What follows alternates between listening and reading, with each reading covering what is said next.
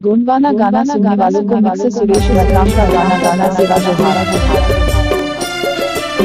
सेवा जोहार मिक्सर सुरेश मरकाम टंकार वाला।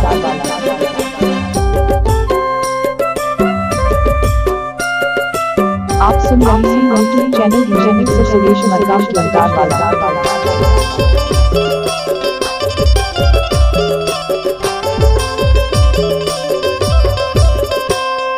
दुर्गावती महारानी रायगढ़ मंडला राजधानी महालक्ष्मी बनशानी गढ़ मंडला के राजला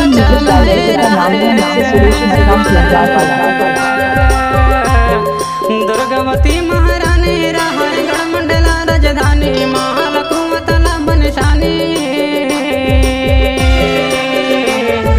गढ़ मंडला के राजला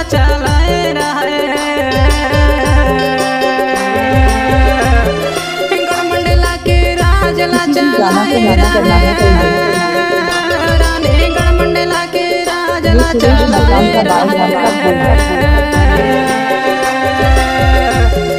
गढ़ मंडला के राजला चलाए रहे रानीगढ़ मंडला के राजला चलाए रहे दुर्गावती महारानी रायगढ़ मंडला राजधानी महालक्ष्मी बनशानी गढ़ मंडला के राजला चलाए रहे। गाना सुनने वालों को मिक्सर सुरेश मरकाम का गाना गाना सेवा जोहार।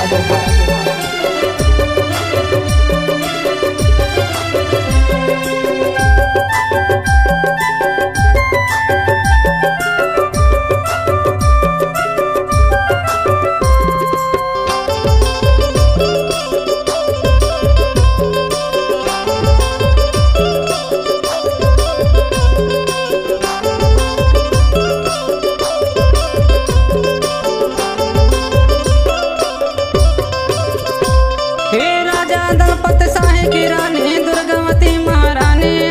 दुर्गावती महारानी राजा दलपत साहे की रानी दुर्गावती महारानी दुर्गावती महारानी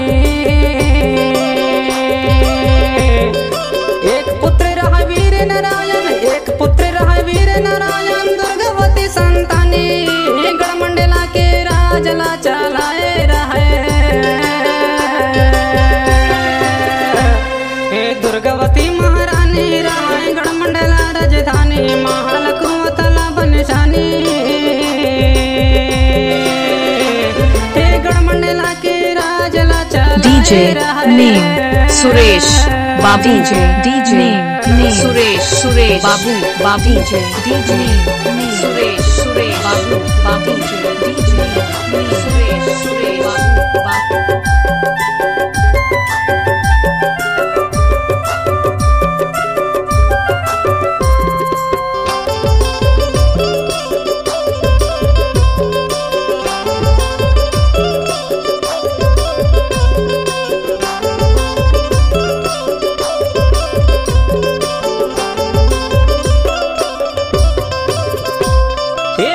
जबलपुर विश्वविद्यालय दुर्गावती के नाम है दुर्गावती के नाम DJ mixer Suresh Markam gram टंकार वाले मंडला जबलपुर विश्वविद्यालय दुर्गावती के नाम है दुर्गावती के नाम 15 साल के शासन काल में 15 साल के शासन काल में सुंदर इसका काम गढ़ मंडला के राजला चलाए रहे जब तक धरती आकाश रहेगा तब तक यूट्यूब पर उमेश भाई और डीजे मिक्सर सुरेश मरकाम का नाम चलता रहेगा। गढ़ मंडला के राजला चलाए रहे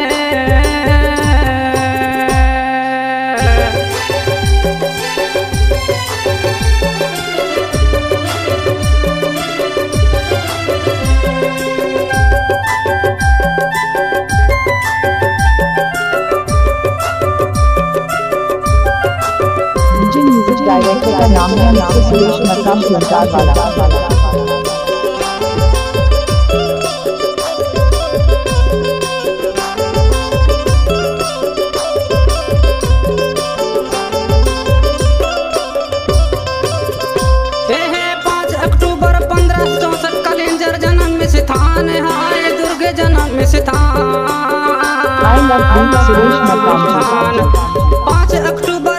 ससुर कली जर जन्म में से थान हाय दुर्गे जन्म में से थान 24 जून 1564 ईस्वी 24 जून 1564 ईस्वी दुर्गावती कुर्बान गढ़मंडला के राजला चलाए रहे दुर्गावती महारानी राय गढ़मंडला राजधानी DJ name Suresh Babu DJ name Suresh Babu राजला चलाए रहे दुर्गावती महारानी राय गढ़मंडला राजधानी महालक्ष्मी बनशानी गढ़मंडला के राजला चलाए रहे गढ़मंडला के राजला चलाए रहे रानी गढ़मंडला के राजला चलाए रहे गढ़मंडला के राजला चलाए रहे रानी गढ़मंडला के राजला चलाए रहे